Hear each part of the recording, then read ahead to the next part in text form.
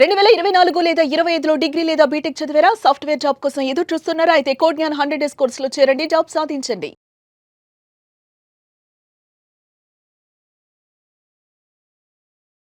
Welcome to Suman TV. నేను మీ Suman TV Nag.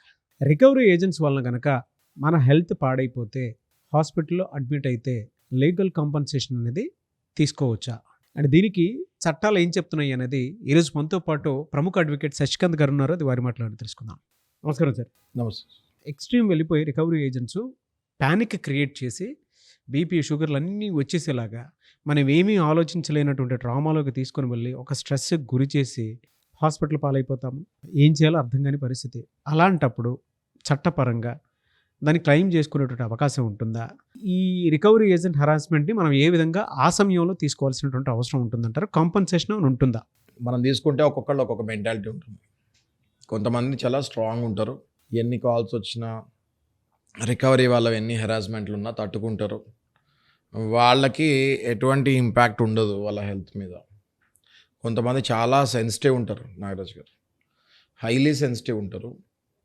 వాళ్ళ మొబైల్లో డైలీ ఒక 100 నుంచి 200 టైమ్స్ ఈ రికవరీ వాళ్ళ కాల్స్ వచ్చినప్పుడు ప్రతి ఒక్కొక్కడు ఒక్కొక్కలాగా మాట్లాడినప్పుడు రఫ్గా బకెట్ 1 అంటే 1 to 30 days లోపు బకెట్ 1 అంటారు. అది ఈ బకెట్ 1లో కలెక్షన్ వాళ్ళు ఇష్టం వచ్చినట్టు మాట్లాడతారు. నాగరాజ్ గారు మ్యాక్సిమం స్క్వీజ్ చేయాలన్నమాట. బకెట్ 1లో టార్గెట్స్ ఎక్కువ ఉంటాయి కలెక్షన్ వాళ్ళకి. చాలామందికి తెలియదు. బకెట్ 1 అంటే 1 to 30 days. ఈ 30 daysలో ప్రెషర్ చాలా ఎక్కువ ఉంటుంది. ఈ 30 days దాటితే కొంచెం ప్రెషర్ తగ్గుతుంది. అయితే మ్యాక్సిమం ప్యానిక్ అటాక్స్ కానీ హార్ట్ అటాక్స్ కానీ డీప్ డిప్రెషన్స్ కానివ్వండి, ఈ 1 to 30 days లోపే చాలామంది క్లయింట్స్ ఫేస్ అవుతాం. మేము పర్సనల్గా చూసాం. ఎప్పుడైతే వీళ్ళు ఇట్లా ప్యానిక్ అటాక్స్కి గురవుతారో చాలామంది హాస్పిటల్స్లో కూడా అడ్మిట్ అవుతారు, డిప్రెషన్కి వెళ్తారు. ఇంట్లో వాళ్ళు మళ్ళీ బయట అప్పు చేసి మరీ వీళ్ళకి ట్రీట్మెంట్ ఇస్తాం జరుగుతూ ఉంటుంది. ఇలాంటప్పుడు వాళ్ళకి చట్టం ఏం రైట్స్ ఇస్తుంది అన్నది కూడా వాళ్ళు తెలుసుకోవాలి.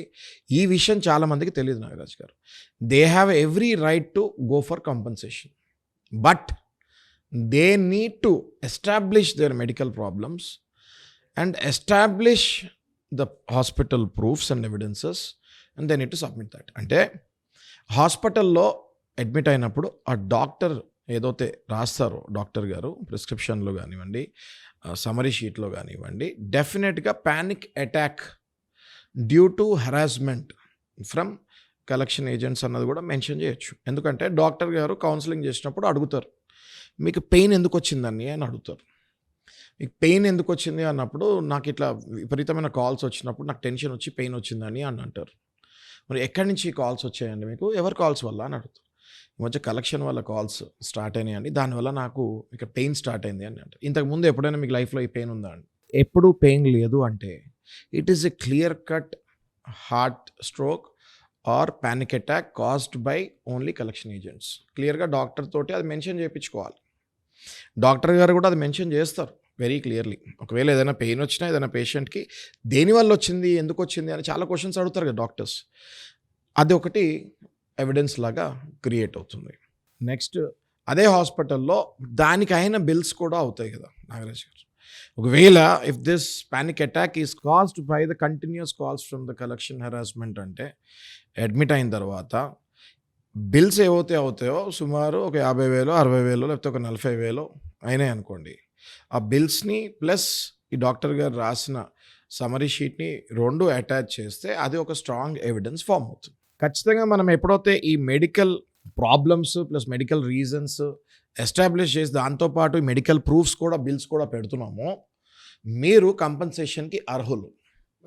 ఓకే, అయితే ఇందులో ఒకటి మిస్ అయింది ఏంటి అంటే, ఏదైతే మెన్షన్ చేశారో డాక్టర్ గారు దానికి తగ్గట్టు కలెక్షన్ వాళ్ళు మీకు ఫోన్ చేసినట్టు కూడా కంటిన్యూస్గా మీకు ఎన్నిసార్లు చేసినట్టు కూడా ప్రూఫ్ బయటకు తీయాలి.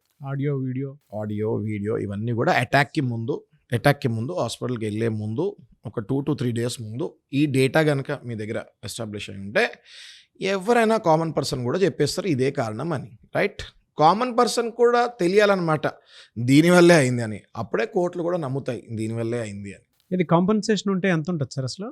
Nagaraj garu, compensation depends on the person's status and the loan amounts. అర్థమైంది మీకు? And the problem and the medical problem what is there. అప్పుడప్పుడు మనము 50,000 నుంచి 2-3 లక్షల వరకు కూడా కాంపన్సేషన్ తీసుకోవచ్చు. ఇప్పుడు మీరు తీసుకోండి, చాలా పెద్ద పెద్ద బిజినెస్ మ్యాన్స్ ఉంటారు, వాళ్ళకి లోన్లు కోట్లలో ఉంటాయి. సో కాంపన్సేషన్ కోట్లలో రాదు. మీ మెడికల్, మీకు హాస్పిటల్లో దానివల్ల మీకు ఏం డ్యామేజ్ జరిగింది చూసుకొని ఆ బిల్స్ పెట్టి, ఆ బిల్స్ వరకు ఎంత ఖర్చు అయిందో అంతవరకు మీరు కంపెన్సేషన్ తీసుకోవచ్చు.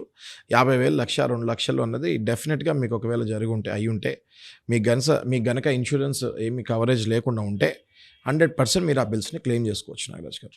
చాలామంది తెలియనటువంటి విషయం, మీలాంటి వాళ్ళ వల్ల లీగల్ అవేర్నెస్ తోటి బయటకు వస్తూ ఉన్నాయి. నిజంగా మీరు ఎంతమందికి ఆ ఫ్రెండ్లీ అడ్వైజ్ ఇస్తూ ఉన్నారో, వాళ్ళకు ఉండేటువంటి సైకలాజికల్ సఫరెన్స్కి you are the relief sir. Thank you Nagaraj garu. ఇంకోటి కూడా చెప్తున్నాను మీ ద్వారా, మీరు తెలుసుకోవాల్సిన విషయం ఏంటి అంటే, ఇన్ని కోట్లు అప్పులు అయిపోయి మీరు ఎప్పుడైతే తీర్చుకోలేని పరిస్థితిలో ఉంటారో, ఈ కలెక్షన్ హెరాస్మెంట్కి గురయ్యి మీ ప్రాణాలు పోగొట్టుకోకుండా మీరు సింపుల్గా కోర్టుకి వెళ్ళి నా పరిస్థితి ఇప్పుడు ఇది అని చెప్పి లాస్ట్ 1 year మీ బ్యాంక్ ట్రాన్సాక్షన్స్ చూపించి ఎందుకు లాస్ అయింది నా బిజినెస్ అని చెప్పగలిగితే తప్పకుండా కోర్టు వారు మీకు తగిన సమయం కూడా మీకు ఇస్తాం జరుగుతుంది. ఆ టైంలో మీరు మళ్ళీ మీ ఫండ్స్ అడ్జస్ట్ చేసుకొని బ్యాంకు వాళ్ళకి సెటిల్మెంట్కి వెళ్ళమని నా సజెషన్ ఇస్తాను నాగరాజ్ గారు. మళ్ళీ మీరు ఈఎంఐస్ కట్టి మళ్ళీ 100% కట్టాలి అంత స్టామినా ఉంటేనే కట్టండి. లేకపోతే మీరు డైరెక్ట్గా బ్యాంక్ వాళ్ళకి లెటర్ రాసి లేదా కోర్టు ద్వారా సెటిల్మెంట్ అడిగి సెటిల్మెంట్ చేసుకొని మీరు 30-40% లోపు సెటిల్మెంట్ మీ లోన్స్ మీరు చేసుకోవచ్చు. డెఫినెట్గా వెరీ గుడ్ ఇన్ఫర్మేషన్ సార్. నిజంగా నేను అంటే ఎంత ఎదిగానంటే ఈ వీడియో మీతో పాటు చేస్తున్నందుకు చాలా హ్యాపీ ఫీల్ అవుతున్నాను. Thank you Nagaraj. చాలామందికి అంటే లోపల ఒక తెలియనటువంటి ప్యానిక్ ఉంటుందండి.